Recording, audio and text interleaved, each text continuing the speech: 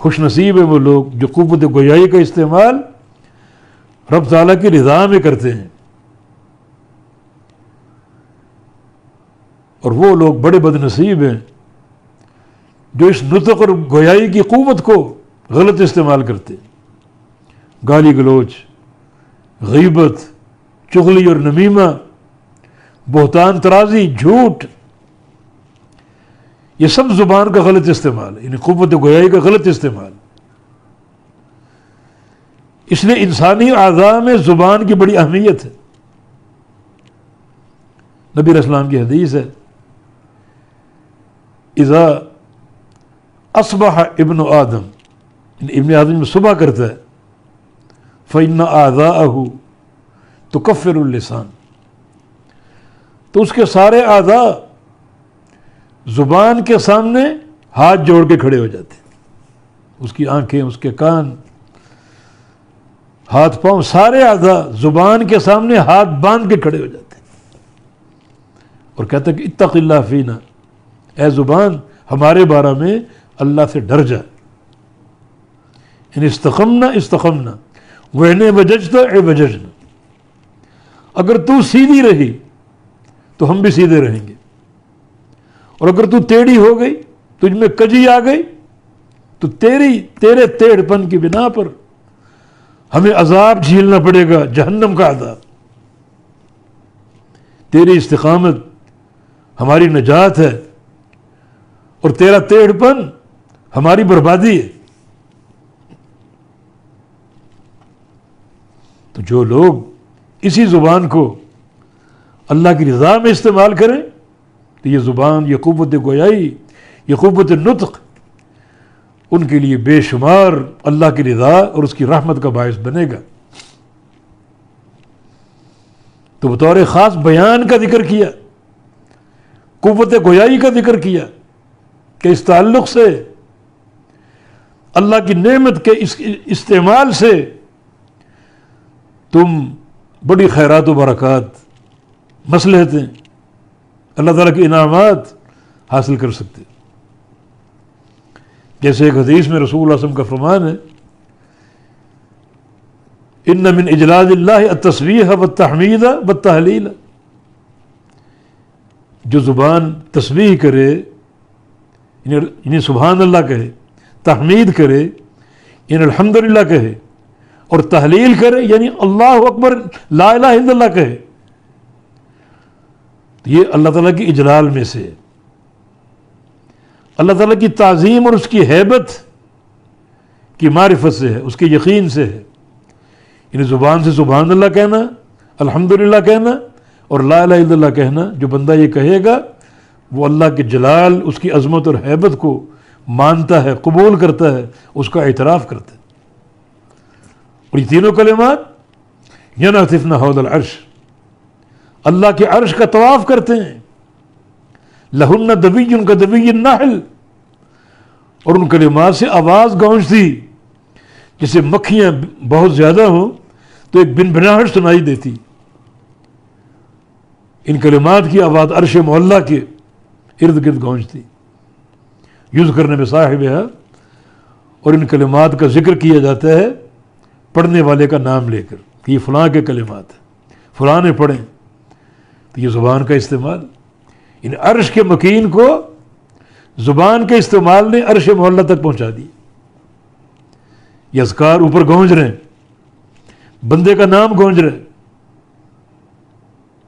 فرشتے نام لے رہے ہیں، یہ زبان کا استعمال، بیان اللہ تعالیٰ کی بہت بڑی نعمت۔ تو اس زبان کے استعمال کو انسان اگر چیک کرے تو احسان عظیم ہے، اللہ تعالیٰ کی نعمتوں کی بارش ہے۔ اور جو انسان زبان کے استعمال کی حقیقت سے ناآشنا ہو، اس کے لیے زبان مہلک ہے، بربادی۔ ایک حدیث میں نبی علیہ السلام نے سارے دین کا ذکر کیا، توحید کا ذکر کیا، رسالت کا ذکر کیا، نماز کا، روزے کا، زکوٰۃ کا، حج کا، پھر نوافل کا، اور پھر سیدنا معاذ سے کہا الا اخبرکم بملاک ذلک کلہ، جو کچھ بتایا ہے، اس سب کا کنٹرول کس کے پاس؟ اس سب کی قبولیت کا محور کیا ہے؟ معاذ ہمتن گوش ہو گئے، معاذ بن جبل رضی اللہ عنہ. کتنا اہم مسئلہ کہ سارے دین کا محور. تو اپنی زبان باہر نکالی اور فرمایا کہ اسے روک کے بند کر کے رکھو. کفا ذالک، اس کو بند کر کے رکھو، یا کفا ھذا، بند کر کے رکھو اسے. تو معاذ بڑا متعجب ہوئے کہ زبان پر پکڑ ہوگی. فرمایا کہ ہاں معاذ، لوگوں کو زیادہ جہنم میں اوندھا کرنے والی اور گرانے والی چیز زبان ہے. تو سورۃ الرحمن میں جو اللہ تعالیٰ کی رحمتوں کا ذکر ہے، مہربانیوں کا ذکر ہے، اس میں ایک مہربانی بیان ہے. اپنے معافی ضمیر کو اچھے طریقے سے ادا کرو، اس زبان کو اللہ کے ذکر میں استعمال کرو، امر بالمعروف میں استعمال کرو، نہی عن المنکر میں استعمال کرو، اور اس زبان کو حق کا داعی بناؤ، کتاب و سنت کے تابع رکھو. اور یہی زبان اگر حد سے تجاوز کر جائے، حدود حق سے آگے نکل جائے، تو بندے کو برباد کر دے گی. اس لیے نبی علیہ السلام کی حدیث ہے، ان من البیان لسحرا، بہت سے بیان جادو ہوتے ہیں. جادو، وہ جو نبی علیہ السلام کی ایک اور حدیث صحیح بخاری میں آپ نے خیر کے دور کا ذکر کیا، صحابہ کا دور. پوچھا گیا اس کے بعد شر بھی ہوگا؟ ہاں شر ہوگا. پھر خیر ہوگا؟ ہاں خیر ہوگی. پھر شر آ سکتا؟ ہاں پھر شر آئے گا. خیر آئے گی، پھر شر آئے گا، پھر خیر آئے گی، پھر شر آئے گا. پوچھا گیا وہ شر کیا ہوگا؟ فرمایا کہ جہنم کے دروازوں پر داعی کھڑے ہوں گے لوگوں کو دعوت دینے کے لیے، اور جو ان کی بات سنے گا، ان کی طرف توجہ کرے گا، انہیں وہیں سے اٹھا کے جہنم میں ڈال دیں گے. یہ بیان، یہ دعات کا شر اٹھا کے جہنم میں ڈال دیں گے. اور آج کا دور ایسے دعات سے بھرا ہوا ہے. اور لوگوں کی ان کم عقلی کا ہم کیا کریں؟ جو ایک سبیل المومنین چل رہا ہے. اللہ کے بندو، تمہارے باپ دادا کس کو سنتے تھے؟ تمہارے باپ دادا، ان کو دین کا فہم کہاں سے ملا؟ ان علماء سے جن کا فہم متوارث ہے. اور آج تم تماشبین بنے بیٹھو، فلاں کو سنو، فلاں کو سنو، فلاں کو سنو. نہ اس کا ماضی معلوم ہے، نہ اس کا حال معلوم ہے، کون اس کا شیخ ہے، کہاں سے اس نے پڑھا، کہاں سے فہم لیا اس نے. بس بیان کی لچھے داری، بیان کی جادوگری.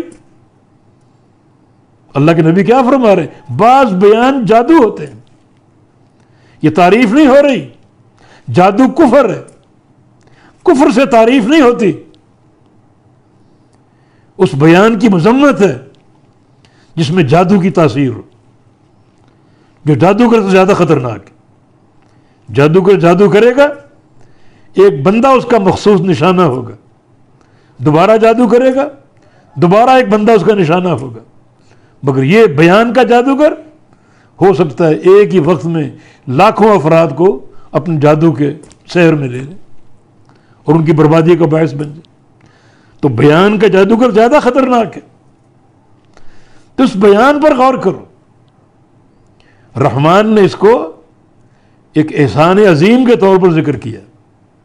وہ رحمان ہے، اور اس کی رحمان کی یہ تین تقاضے، تین آثار اس کی رحمت کے، کہ اس نے قرآن سکھایا، انسان کو پیدا کیا، اور اس کو بیان، قوت گویائی سکھائی، اپنا معافی ضمیر ادا کر سکے، اور اس زبان کو صحیح اور سچا استعمال کر کے صدق اللسان رحمان کے مقربین میں شامل ہو جائے.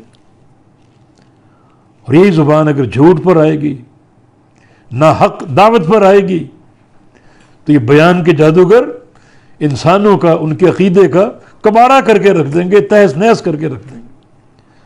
تو یہ بیان اور قوت گویائی اللہ تعالیٰ کی نعمت انتہائی قابل غور۔ تو وہ لوگ جن کا بیان کتاب و سنت کے دائرے میں ہوتا ہے، قرآن کی بات کریں، حدیث کی بات کریں اور فہم سلف کے مطابق بات کریں، وہ لوگ قابل قبول۔ ورنہ آج بہت سے بہروپیے زبان کا استعمال کرتے ہیں بڑے ایک جادوگر کے انداز سے، لچھے داری میں، لیکن حق ان کے ساتھ نہیں ہوتا، گمراہ ہوتے ہیں اور گمراہ کرتے ہیں۔